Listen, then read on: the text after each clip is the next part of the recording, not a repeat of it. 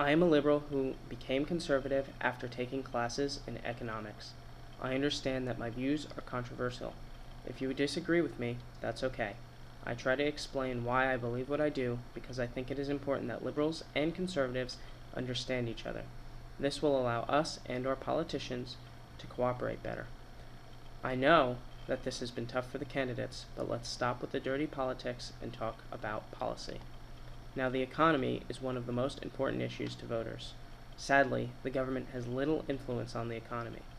It is easy to give Bill Clinton credit for the economic prosperity of the 1990s, but that prosperity was simply a result of the internet.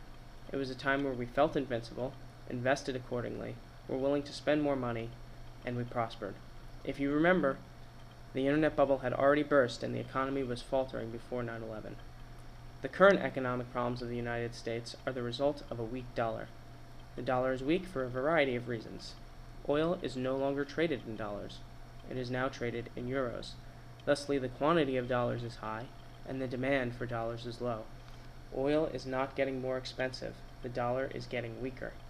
This then makes everything more expensive because shipping and production costs increase. Really then, it has everything to do with the supply and demand of the dollar. A weak dollar buys less, consumers start saving more, and the economy slows down. This is where we stand today. So what then is the solution? I know it sounds counterintuitive because it doesn't seem to be working so far, but we need to make even further tax cuts and reduce the burden of social welfare. I understand that my views are controversial, but I think it is vitally important for people to be responsible for themselves. You can't just give people stuff.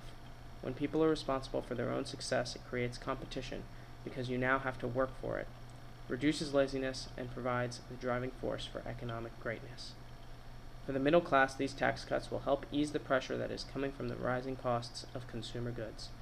For the super rich, this will allow them to invest more. Think of it this way. Bill Gates may have $60 billion, but he has created millions of jobs. It's not like super rich people keep all their money hidden away. They either spend it or invest it, and investment is what creates jobs. Jobs are what we need right now. The government's only economic job is to ensure stable and fair competition, which will go a long way towards solving the healthcare problem. The government must also balance the budget and keep the currency stable.